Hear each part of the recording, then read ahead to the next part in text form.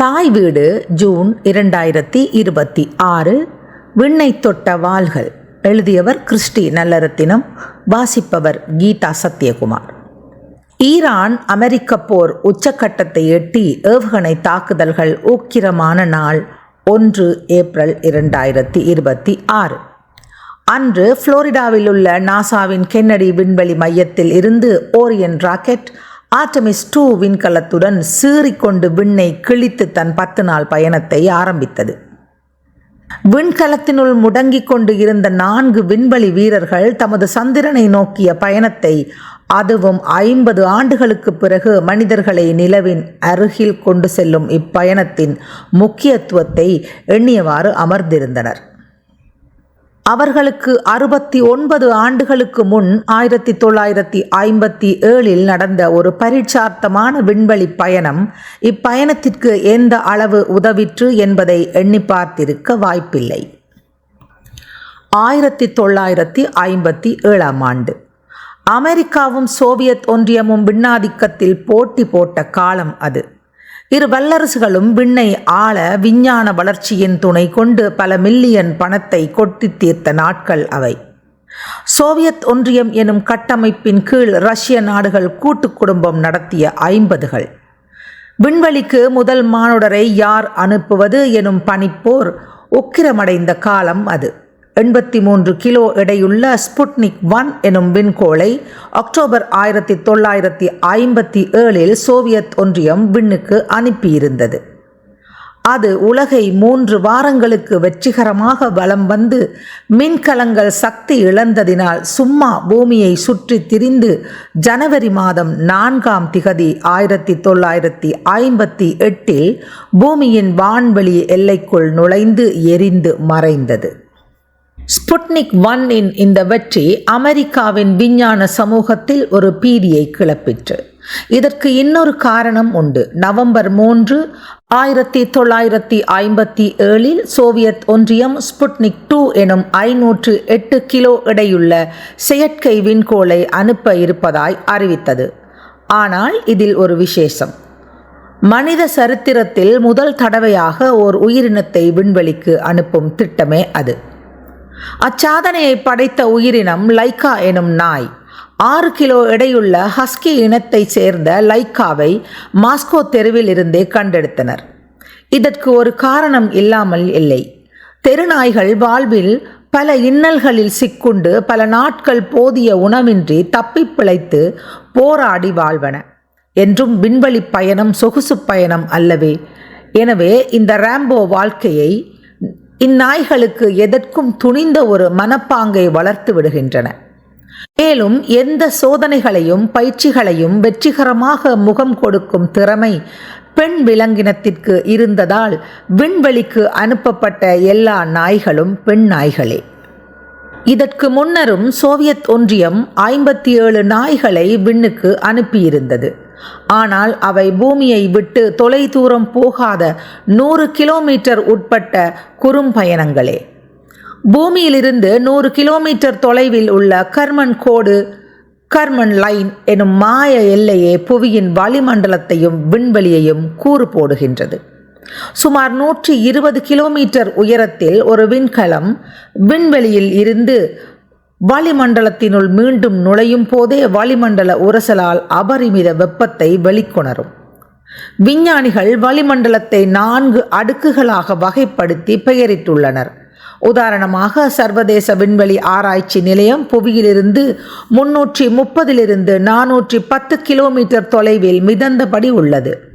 சரி, மீண்டும் இந்த விண்நாய்களை பற்றி பார்ப்போமா?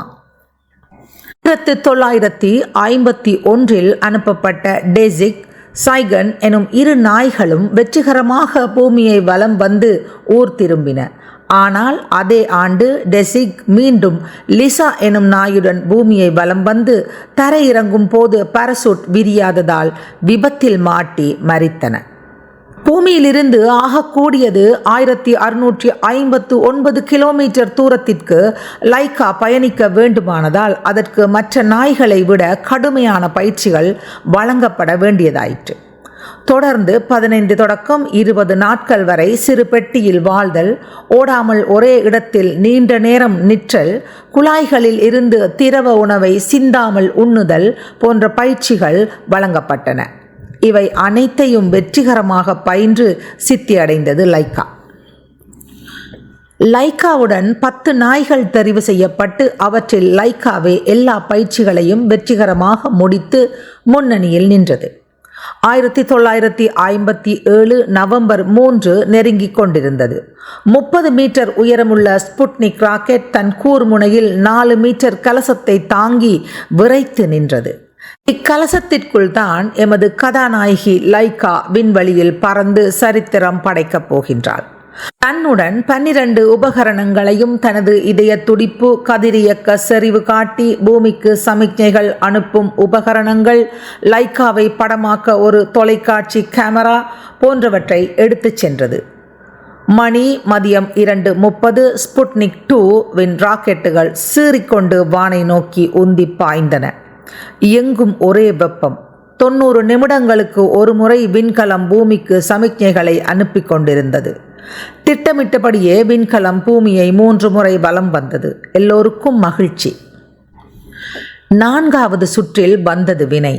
விண்கலத்தினுள் வெப்பநிலை 43 பாகையாக உயர்ந்தது. லைக்காவின் இதய துடிப்பு 3 மடங்காகவும் சுவாசம் 4 மடங்காகவும் அதிகரிக்க தொடங்கின. காதை பிளக்கும் ராக்கெட் ஒளிவேறு. இவ்வேளையில் கரியமில வாயுவும் லைக்கா இருந்த கலத்தினுள் கசிய தொடங்கியது. எங்கும் அமைதி. துடித்த இதயம் அமைதியானது. சோவியத் ஒன்றியம் இந்த அனர்த்தம் பற்றி உலகுக்கு அறிவிக்காமல் 4 வாரங்களுக்கு லைக்கா சுகமாக பயணிப்பதாக உலகின் காதில் பூச்சொருகினர். 4 வாரத்தின் பின் லைக்கா மரித்த செய்தி வெளியிடப்பட்டது.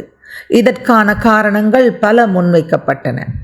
45 ஆண்டுகளின் பின் 2002 ஸ்புட்னிக் திட்டத்தில் முன்னின்று உழைத்த விஞ்ஞானி டிமிட்ரி மலாஷென்கோவ் லைக்கா ஸ்புட்னிக்கில் தனது 4வது சுழற்சியை மேற்கொள்ளும் போது 4 மணி நேரத்திலேயே வெப்பம் தாங்காமல் மரித்தது என்ற துயரச் செய்தியை வெளியிட்டார்.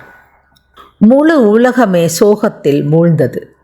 பல நாடுகள் லைக்காவை கௌரவிக்கும் வண்ணம் தபால் தலைகளை வெளியிட்டன. மனித உடல் ஒரு விண்வெளி பயணத்தை எப்படி தாக்குப்பிடிக்கும் எனும் அறிவு தேடலில் பல உயிரினங்கள் தம் உயிரை தியாகம் செய்தன. இப்பயணங்களில் கற்றுக்கொண்ட பாடங்களில் இருந்தே உலகின் முதல் விண்வெளி வீரனான யூரி ககாரின் 1961 விண்ணை தொட்டார். இன்றைய காலங்களைப் போல் விண்வெளி பயணங்களில் மனிதனுக்கு ஏற்படும் இரசாயன, பௌதீக, உடல் மாற்றங்களை துல்லியமாக கணக்கிடும் கணினிகள் அன்று இருந்திருந்தால் இது போன்ற உயிர் பலிகளை தவிர்த்திருக்கலாம் என்பது உண்மை. விண்வெளி பயணத்தின் சவால்களை சமாளிக்க இந்த உயிரினங்கள் செய்த தியாகங்களின் வடுக்கள் நிச்சயம் ஆர்டெமிஸ் 2வின் வெற்றியில் பதியப்போவதில்லை. ஆனால் இந்த உயிர் தியாகங்கள் நிச்சயம் இந்த 4 விண்வெளி வீரர்களின் பயண வெற்றியில் ஏதோ ஒரு சிறு பங்களிப்பை ஆற்றியிருக்கும் என நாம் நம்பலாம்.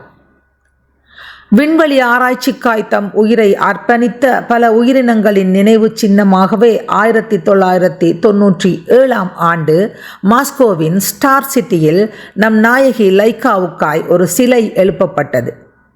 கம்பீரமாய் எழுந்து நின்று எம் கண்களை உற்று நோக்கி லைக்கா எமக்கு சொல்லும் செய்தி, உங்கள் மேன்மைக்காய் உயிர் துறந்தேன், சமாதானத்துடன் வாழுங்கள்.